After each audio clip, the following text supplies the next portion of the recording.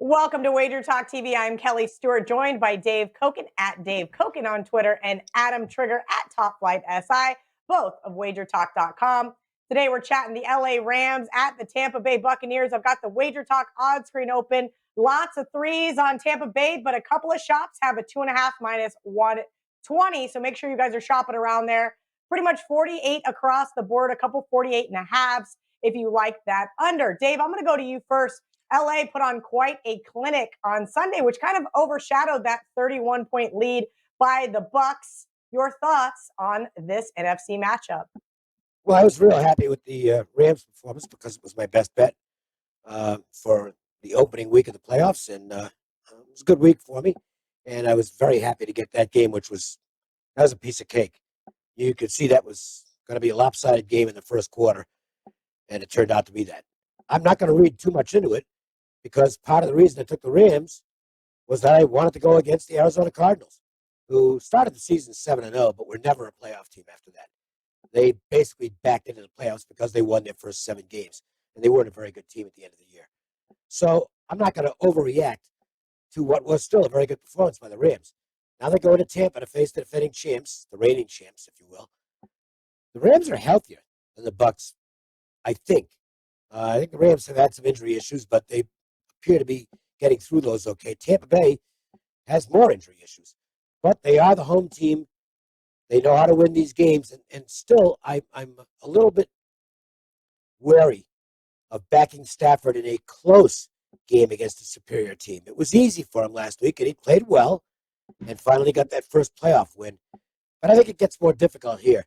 The problem for me is I made the number 2.5, so I'm not getting an advantage there. And there is one other thing, however, that does point to Tampa, and it would be the thing that I guess swings me to the Bucs side for a lean.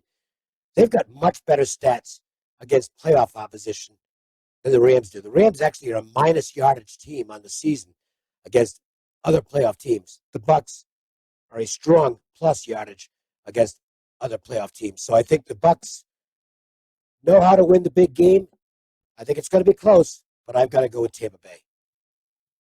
Adam, last week I said the Bucs were a great open teaser spot, and I didn't have anyone to put them in with.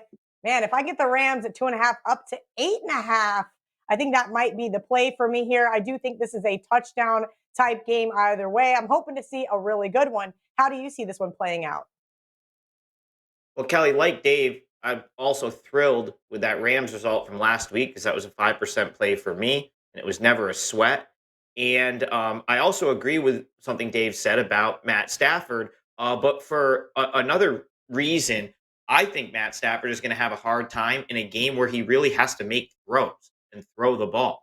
Last week against the Cardinals, the Rams were able to run all over them, and the Rams built a lead. So Stafford really didn't have to throw the ball at all. But as we've talked about on these videos a couple of different times throughout the year, Matt Stafford has been battling a back injury pretty much all season.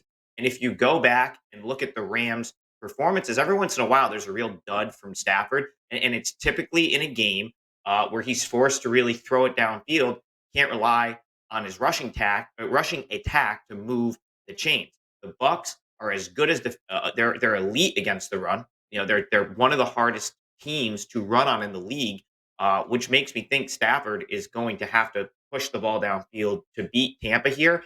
And I'm not so sure that he's going to be able to do that. Like Dave said, last week was just as much of a fade for the Cardinals for me as well. So I think the Rams looking as good as they did is a little bit misleading.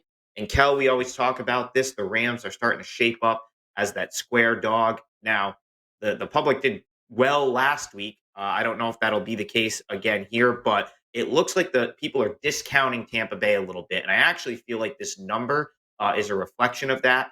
I think anything on this side of 3 for the Bucs is a little short. And when I say this side, I mean, getting them at less than a field goal.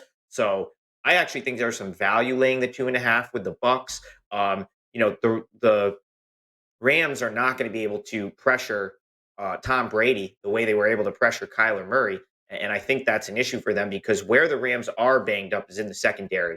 And if Brady has time to throw, I can see him picking apart that defense a little bit. So I think the right side here is the home team. Slight edge, as you know, these playoff games, it gets tougher and tougher to sort of beat the number and find value. But I think if you can get the Bucs less than the field goal, that's the right way to play this game. All right, great stuff from Adam and Dave. Make sure you guys head over to WagerTalk.com, see all of the stuff they have up for sale. And don't forget, head over to our WagerTalk YouTube channel and check out Dave, Adam, and I's other videos.